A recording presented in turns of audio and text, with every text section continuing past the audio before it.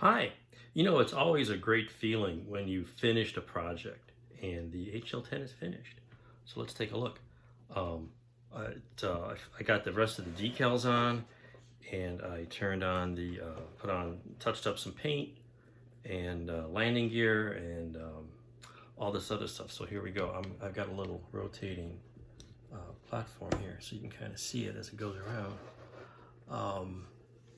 So what were the last steps? Decals, again, most of them were, well, some were from the kit, some were from the scrap box, some I made.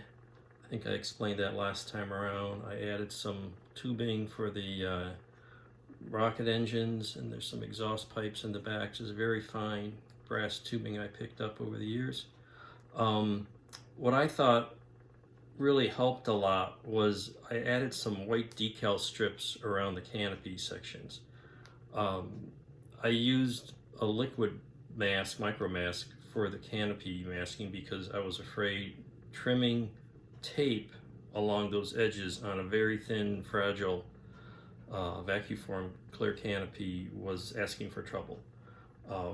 Unfortunately, the blue mask doesn't give you a really sharp edge, and the white edging on the canopy, on the clear sections on the actual vehicle, are pretty prominent in photos. And so the advantage of winding up with that or using that on the model really sharpens the edges and hides any masking flaws. Paint job's not perfect. There's a lot of surface roughness in the paint and in the vacuum form plastic itself. But sitting on the shelf, it's going to look like an HL10, and that's kind of where I'm at right now with my modeling. You know, the old model, I don't know if it's an old model, but better finished than perfect is what I like to say. That's from the guys up in Colorado, the Commies Club. They do that. Let's take a look at the bottom while we're at it here. Landing gear were swiped from my spares box. I don't even know where they came from. I replaced the front landing gear doors with some sheet styrene because they just are so thick. The rear ones I was kind of stuck with, especially the curved ones. There's actually this guy's a little loose, a little strut connecting the rear curved doors to the landing gear strut, but I attempted to put that in there with a piece of sprue, but there was no way it was going to stay glued on without any sort of a positive mounting point.